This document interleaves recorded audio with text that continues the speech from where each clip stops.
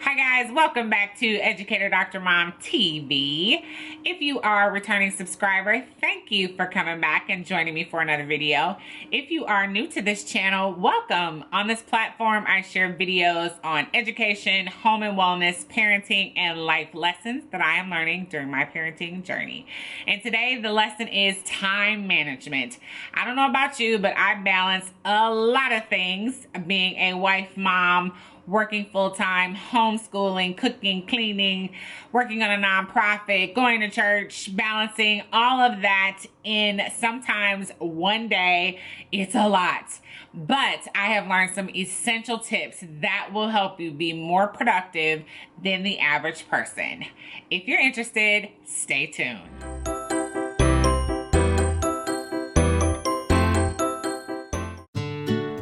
So the first step in managing our time is to stop saying that we don't have time for the things that we want and need to do.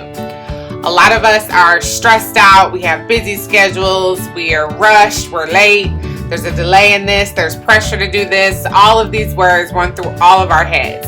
But the key to managing your time is to believe that you can do it. We are in control of our schedules. Our schedules do not control us. And so the first step in getting control of it is to believe that you can. So the second step is focusing on the big outcomes. The first thing that really helped me in this step was to come up with a to-do list of everything. And so I call this like a brain dump. This is a very freeing process to just dump everything that's in your brain, everything that you want to accomplish, everything that you want to do. Just put it into one big list. So on this list, I just wrote random things that I think a lot of people maybe have on their to-do list, like working out, eating healthy, managing your money more properly. A lot of us maybe want to buy a house. We want to spend more time with our family. We want to spend more time with our kids. We want to have date night with our spouse. We want to work on a project on our home. Maybe we want to remodel a kitchen or something like that. Everything that you can think of. And this takes some time. So for me, I keep kind of a running to-do list. But at the time when I did this step, I had multiple pieces of paper, multiple pieces of Post-its. I used to just walk around with the Post-it when I was an administrator, because as things would come to my mind, I would just have to put it on paper so that I didn't forget it. And so this is a very freeing step. Just write down everything that you can possibly think of that you want to get done. And then from this list, you will be able to translate these small things into big categories, like big outcomes that you want to focus on. So for me, my big outcomes, I categorize into 3 areas: personal, health and wellness, home and family, and then professional and work. And so once you have your huge to-do list, and this is just an abbreviated version. Trust me, my to-do list was multiple pages, but this is just to give you all an example. So once you have your small things that you want to accomplish, you categorize them into those 3 areas. And so for me, as you can see, like workout, I would put that in into personal health and wellness. So I put a P next to that one. For cleaning my house, I put that into home and family. Finishing a degree would be work, professional. Starting your own business would be work or professional. So that's just to give you a couple of examples of how you can categorize your small things into those 3 big areas. And then for me, I'll talk about my organization system a little bit later, but I kind of just wrote out my 3 categories, and then I just transferred them over into the big outcomes that we just talked about. So step 3 in the process is eliminating the time stealers in your life. So this step is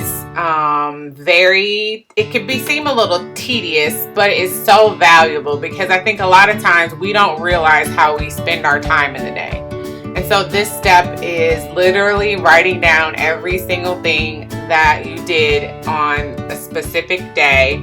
You might want to track this for a day. You might want to track it for a week, and just write down exactly how you spent your time from the moment that you woke up to the moment that you went to sleep.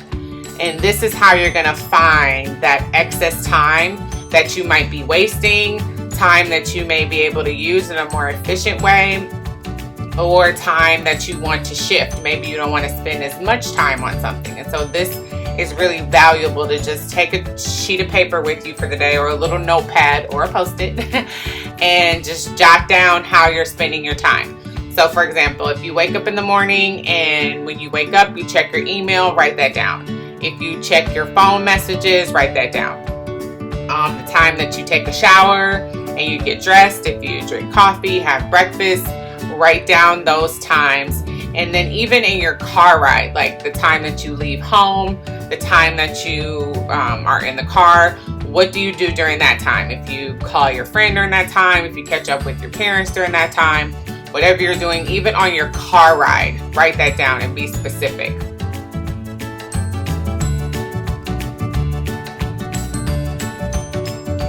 So once you have compiled your list of a full day or a full week, now you can sit down and assess your time as you lead into step 4, which is rebalancing your schedule. And so in order to rebalance your schedule, you have to identify those pockets of time that can be wasteful. A lot of us have wasteful time that is just not efficient, it's not effective. We're wasting time on mindless things that we don't even realize we're doing. And so we can identify that time and shift it towards working towards our big goals. Another thing that we might be able to identify when we're assessing the schedule is figuring out where we have wasted time. It may not be time where we're just doing something that's mindless or meaningless. It may be time that we're just wasting. For example, the time that you spend in the car ride. Maybe you can spend your car ride time on doing something that can work towards one of your big outcomes. Maybe that's the time that you can read a book, listen to an audiobook about how to start that business. Whatever it is that you're going to work towards, now's the time for you to work on step 4 and rebalance. So in rebalancing the schedule, the best thing that worked for me was taking a week at a glance look at how I spent my time. And so I looked at each individual day. I realized that for me, my greatest time stealer was in the evenings. I was spending a lot of time just binge watching TV and staying up too late in the evenings. And so that is where I decided I was going to get my time back, so that I can get up earlier in the morning and do a lot of my work for my university first. And then that will free up a lot more time in the day for me to spend with my children and for also to work on developing my brand. So I get up really early in the morning. I have a devotion time kind of like to myself.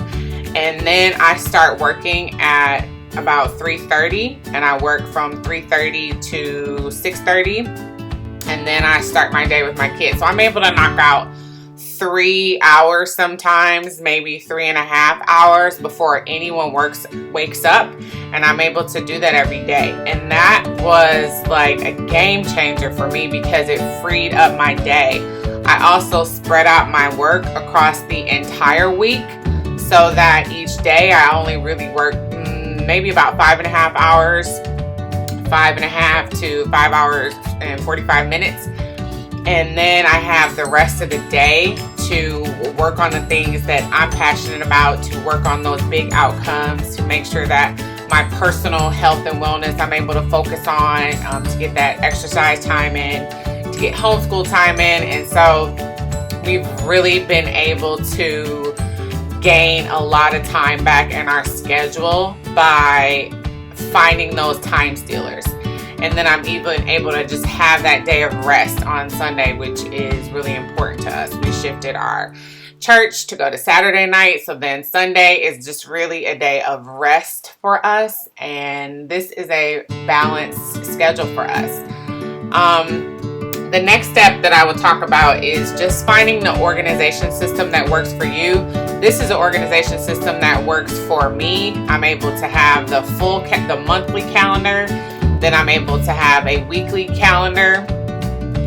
The monthly calendar is just to kind of see how many days that I'm working with. And then I can see the weekly calendar for each week. And so each week I take some time and just plan out my week after I see the month.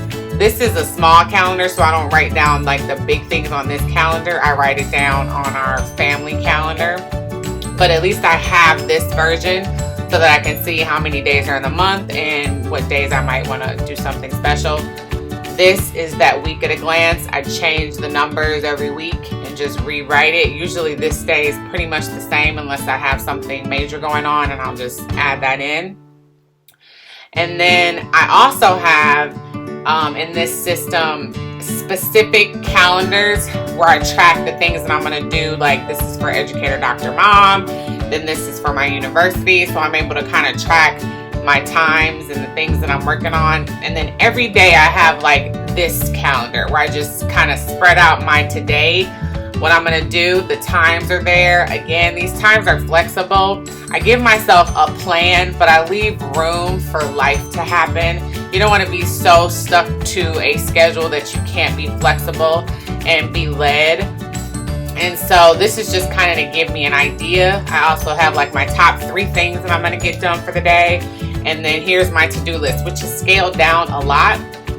And then I also kind of have like this health tracker. So these are like the everyday things that I want to focus on, and I give myself a little dot when I do those things. So making sure I'm getting my water in, making sure I'm doing my devotion and meditation, exercise. I try to eat healthy, and then also making sure that I'm working on Educator Dr. Mom a little bit, writing my book.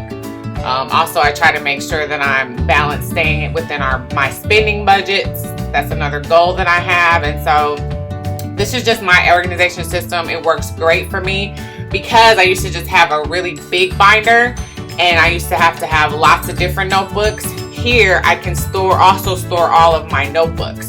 So I have a notebook for home. I have a notebook for Educator Dr. Mom, for my university, for my devotion. This is where I keep like notes. Like when I go to church, this is where I write my notes. When I am doing anything, I do it in that system.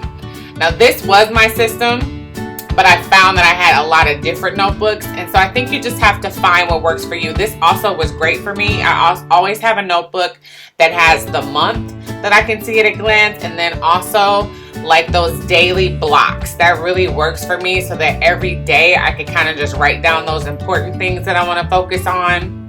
Because I use this for work, I'm able to see like those important things, and I don't have them on a post-it somewhere where I lose track of it. And so this is an option that you can also use.